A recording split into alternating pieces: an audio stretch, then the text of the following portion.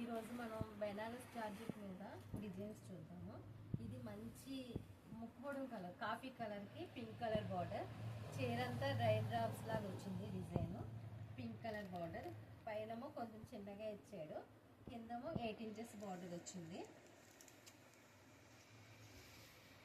ఇది పళ్ళు.